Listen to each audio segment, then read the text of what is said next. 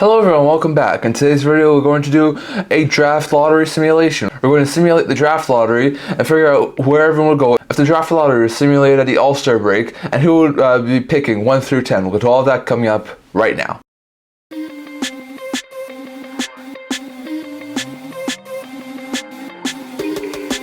Hello everyone, welcome back to another video here at the Internet Talking channel. Before we get started, don't forget to like this video and subscribe down below. Thank you for all of your support. I would never been able to do without you guys. So we have to subscribe so we hit 250 subscribers and leave a comment down in the comment section below giving your opinion on all that was discussed today. Now, today we got a little bit of a different video here. I haven't done one of these in a while, but back in early November, I think it was, 2 or 3 weeks after the season started, we did a draft lottery simulation. We simulated a draft lottery given the standings as of then, early November, and then we did a top 10 mock draft, giving who I would take for each of those teams if they were where they were in this draft lottery simulation. So we're going to do that again today. Today we're going to be doing another draft lottery simulation, but this time given how the standings are as of the All-Star break. So I thought with the All-Star break here now and with the game reviews on hold for a little bit, this will be a perfect time to do another draft lottery simulation. So we'll head over on to tankathon.com and we will do a quick draft lottery simulation. So as you can see here are the odds currently to get first overall at the All-Star break. So you have the Blackhawks being the lowest team in the league right now. They have the best odds to get first overall. They have 5.5% chance. The San Jose Sharks, who are the second best, worst odds, would have a 13.5% chance of getting first overall. The Ducks, who are third worst, would have 11.5% chance to get first overall. The Jackets would have a 9.5% chance. Senators would have an 8.5% chance. Wild would have a 7.5% chance. Canadiens would have a 6.5% chance. The Flames would have a 5% chance. The Coyotes would have a 3.5% chance, and the Kraken have a 3% chance. Now, only the top 11 are eligible to move up and get a top overall pick, but the other teams, the Preds have a 2.5% chance of moving up, not first overall because they can't, but moving up. The Islanders have a 2% chance of moving up. The Capitals have a 1.5% chance of moving up, and then both the New Jersey Devils and the Pittsburgh Penguins have a 0.5% chance of moving up. So we'll simulate the draft lottery, and we'll see who gets the first overall pick after our draft lottery simulation.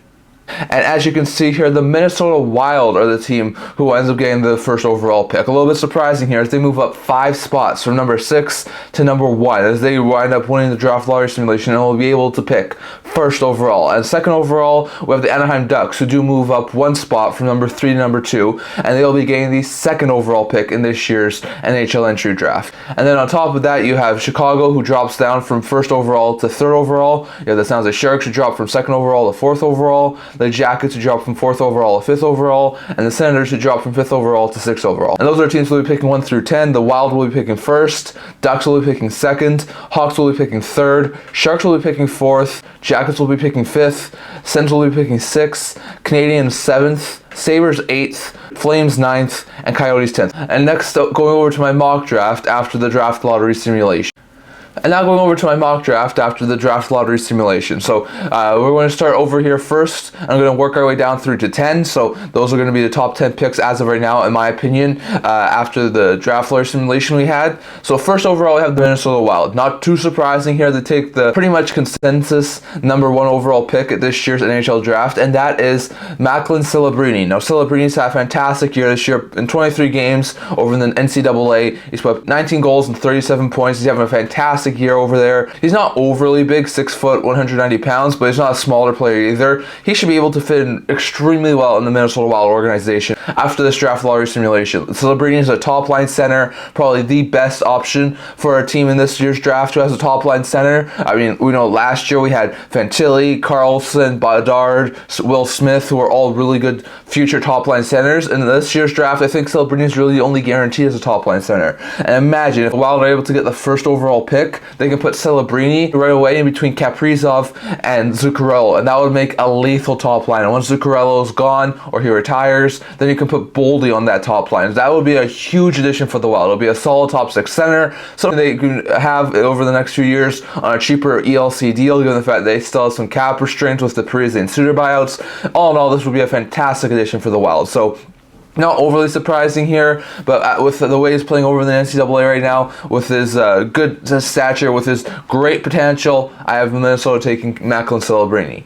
At number 2 overall, we have the Anaheim Ducks. Now, they also won a piece of the draft lottery, moving up 1 piece from 3rd overall to 2nd overall. I know this is probably not going to happen, but in my opinion, I have them taking Cole Yzerman. Now, Yzerman's stock has sort of fallen off over the past little while. He's a really, really good player, but a lot of people do think that he's sort of might be a one-trick pony, with his shot being the most lethal shot in this draft. His goal and scoring abilities is bar none to any of these other prospects here in this year's draft, but he does have some other things he needs to work on, and he hasn't really shown that this year. So a lot of people do think he could wind up falling a little bit in the draft. But if you look at the Ducks, this is a center and defensive heavy draft. The Ducks have a ton of centers. They've stacked up on their defensive prospects, so they would have no problem, in my opinion, drafting a guy like Cole Yzerman. I know he might be maybe not the best versatile player, but he has a really good shot. And if you got guys like Zegras or McTavish or Carlson who can distribute the puck really well, if you can have Yzerman like that on their top 6, on their wings, on like the power play units, he'll be a fantastic fit in Anaheim with all the offensive talent that's over there. So I know Yzerman could definitely fall in the draft. I'm not saying he won't, but in this mock draft, with where everyone's picking, I think he would fit fantastically with the Ducks, and I think they would take him 2nd overall. Number 3 overall, you have Artyom Levshunov for the Chicago Blackhawks. Now, Blackhawks in this mock draft went from having the best odds to be 1st overall to dropping to 3, so not great stuff there for the Blackhawks, but they still get a pretty good piece here. They have drafted a couple of really good forwards over the past couple of years, and Connor Bedard, Moore, Frank Nazar, so they have a lot of really good young forward prospects, Lucas Reichel, but they don't have an overabundance of really solid D prospects. I mean, Kevin Korchinski is a really good D prospect, but besides him, you don't really have too many other D prospects, so I say they go for a little bit of a more defensive prospect here in Levshunov. So far, is almost a point per game, playing over in the NCAA, has 7 goals and 26 points in 27 games. Definitely a little bit on the bigger side of the defensive end, sort of a little bit reminiscent of a guy like David Reinbarker with a little bit more offensive potential, a little bit of a bigger frame, 6'2", 196 pounds, really, really good player, and a very good mobile top 4 defenseman in the future. So with the Hawks not having an overabundance of really good D prospects in their prospect pool, I think they go for a guy like Artyom Levshunov, who should be a fantastic top 4 D and be a mainstay on the top 4, just like Kevin Korchinski for the long haul. So that's a very good pickup there for the Chicago Blackhawks. Then at 4th overall at the San Jose Sharks, also moved down 2 spots after having the 2nd best odds to get 1st overall. They moved down to 4, and at 4, I have them taking the defenseman 2 in Sam Dickinson. Now, Dickinson is a guy who could definitely go anywhere between like 4 and 8 to 10. There's definitely a lot of spots Dickinson can go, but in this draft, the Sharks don't have an overabundance of really high-level defensive talent. They do have a couple of good defensive prospects like Mukhamamed Doolin, Thrun. They do have a couple of really good defensive talents, but not that next-level stuff. They do have a couple of really good offensive prospects like Eklund, Bordlow, Will Smith is in that system too, so Quentin Musty. So they have a lot of really good forward prospects, but not a whole bunch of really good elite-level defensive prospects. So I think they go after Sam Dickinson. He's having a fantastic season, has 13 goals and 43 points in the 47 OHL games so far this year. Is a really big defenseman, 6'3", 194 pounds, and he's going to be a fantastic offensive defenseman at the NHL level. So I think the Sharks could definitely benefit here from adding a guy like Sam Dickinson. I think he'll be a fantastic fit with the San Jose Sharks, and I think he'll be a great addition there for San Jose. So I have them going with the big mobile defenseman Sam Dickinson, 4th overall. At 5th overall, I have the Columbus Blue Jackets. Now they moved down 1 spot. They have the 4th best odds to move up in the draft. They moved down to 5, so not overly bad there for the Jackets. And given the fact in their history of taking Russian players, they have a ton of Russians on their team right now. Provorov, top of a lot of younger guys like Marchenko, like Voronkov, like Chinakov. I have them taking another young Russian forward, and Ivan Demidov. Now I think Demidov has a very good chance of being a top 3 pick in this year's draft, but with the Sharks and the Hawks probably going more defensive-mindedly at this point in time if they don't get 1st or 2nd overall, I think they could definitely go, and Demidov could drop a little bit here, but this is going to be a fantastic pickup for the Jackets. Demidov is having himself a season, has 20 goals and 45 points in 23 MHL games, which I think is the lower league in the KHL, so very good stuff there from the Demidov so far. A lot of people do think he could be a little bit of a better version of Matvei Michkov. He can play right wing, he can play center. He's definitely going to be a future top 9 forward in the Columbus Blue Jackets organization. I think he could be a fantastic fit with even guys like Marchenko, Voronkov, or Chinakov on one of the Jackets' lines. And the Jackets do, I think, have the capability to wait for a guy like Demidov, who's going to need some time to develop over in Russia, and then when he's ready, he can definitely come over. I think the Jackets will be completely fine with that. So it's going to be interesting to see, but that's a fantastic pickup by the Columbus Blue Jackets to get Demidov 5th overall. And then at 6th overall, we have the Ottawa Senators. Now they have the 5th best odds to get a top end spot, and they wind up going down to number 6. So once again, not too bad for the Ottawa Senators. Now they have a really good forward group. They have a pretty good defense. But the one thing they're missing from the defense is they don't have that next level defensive talent on the right side of the defensive core. So with them picking 6th overall, I have them taking a little bit of a stretch here, but I have them taking Zane Parik. Parik is a really good offensive defenseman playing in the OHL so far this year. Has 22 goals, 66 points in 44 games. He's a fringe top 10 draft pick at this point in time. He's, like I said, a really good player, and I think he could definitely be a fantastic draft pick for the Ottawa Senators. Not overly going to guarantee that he's going to go top 10. There's a very likely chance he could fall out of the top 10, but he's definitely going to be a potential player who goes in the top 10. I have him going 6th overall, which is a little bit high, but he's, in my opinion, probably the best right-hand defenseman left on the board for the Ottawa Senators. I think he would be a fantastic addition there for Ottawa. I mean, if you put Parquet, who's already showing some really good offensive talent, has a pretty good frame at 6 feet, 181 pounds. If you can put him in the top 4 with guys like Chychrun, Zub, Chabot, Sanderson, you're going to have a lethal defense for years to come. So this will be a fantastic addition there for the Ottawa Senators. Taking Parik 6th overall, I think he'll be a fantastic addition for the Senators. I think he would fit extraordinarily well with Ottawa in their system. Then 7th overall, we have the Montreal Canadiens, who didn't move in the draft, so they remain number 7. I have them taking Finnish forward Konsta Helenius. Now Helenius, I think, could be a top 5 draft pick if some things work out the way they could, but I think he's still probably someone who goes finishing in the 5 to 10 range, and I think the Canadiens will be open to drafting him. Helenius is on a little bit of the lower side of things, as he's a 5'11" forward, 176 pounds, but we know the Canadiens are not opposed to taking the sort of the smaller end players. I mean, Martin St. Louis is their head coach. When he was in his playing career, he was one of the smaller end forwards. They drafted Cole Caulfield, whose draft developed into a really good forward. He's a smaller end forward. I think it would be a fantastic pickup to take Konsta Helenius.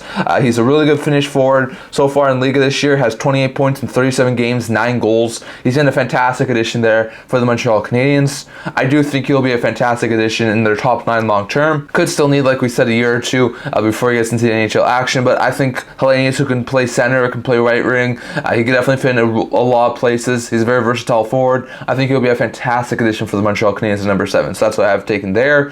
Then the Buffalo Sabres. Now they have a ton of forward prospects. They already have a stack pile in the NHL level. They have guys like Rosen coming up, Savoy, Kulik. So I have them going after the defensemen where they are a little bit more bleak on the prospect pool, and I have them taking Russian defenseman Anton Silayev. Silayev's a really good left shot defenseman who started out this season probably in no one's top 15, top 20 at the draft rankings, but his stock has risen drastically. He's probably now a guaranteed top 10 pick.